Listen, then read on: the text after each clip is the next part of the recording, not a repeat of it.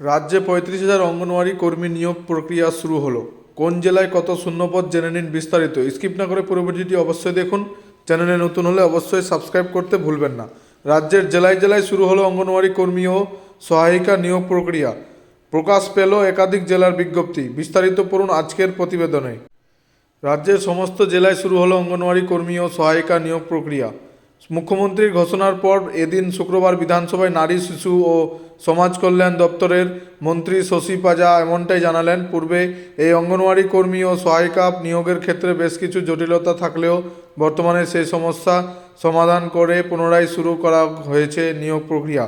এরই মধ্যে বেশ কয়েকটি জেলায় নিয়োগ প্রক্রিয়া শুরু হয়ে গিয়েছে।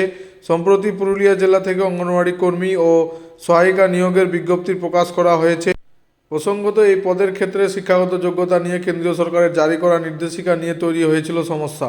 উক্ত নির্দেশিকাতে অঙ্গনওয়াড়ি কর্মী ও সহায়িকা উভয় পদে নিয়োগের ক্ষেত্রে ন্যূনতম উচ্চ মাধ্যমিক পাস বাধ্যতামূলক করেছিল কেন্দ্রীয় সরকার।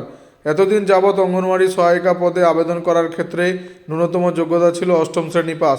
ইতিপূর্বে এই নিয়োগের ক্ষেত্রে বয়সের ঊর্ধ্বসীমা ছিল 45 বছর। কেন্দ্রীয় সরকার এই বয়সসীমা কমিয়ে করেছিল 35 বছর। দুটি ক্ষেত্রেই রাজ্য সরকার নির্দিষ্ট কারণ দেখিয়ে আপত্তি জানিয়েছিল।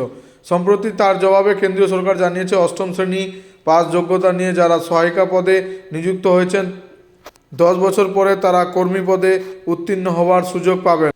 বলা বাহুল্য, বর্তমানে অঙ্গনওয়াড়ি কর্মী পদে কর্মরত মহিলারা মাসিক ভাতা পেয়ে থাকেন 8,350 টাকা। অন্যদিকে অঙ্গনওয়াড়ি সহায়িকা পদে কর্মরত মহিলারা মাসিক ভাতা পেয়ে থাকেন 6,300 টাকা। নিয়োগ সংক্রান্ত এই জটিলতা কেটে যাওয়ার পর পুনরায় নিয়োগ প্রক্রিয়া শুরু করা জানিয়েছেন রাজ্যের মন্ত্রী শশী পাজা। এদিন বিধানসভায় তিনি আরও জানান, রাজ্যে মোট 1,19,481টি অঙ্গনওয়াড়ি কেন্দ্র আছে। এগুলির মাধ্যমে বর্তমানে 21,492 কর্মী এবং 13,906টি সহায়িকা পদ শূন্য আছে।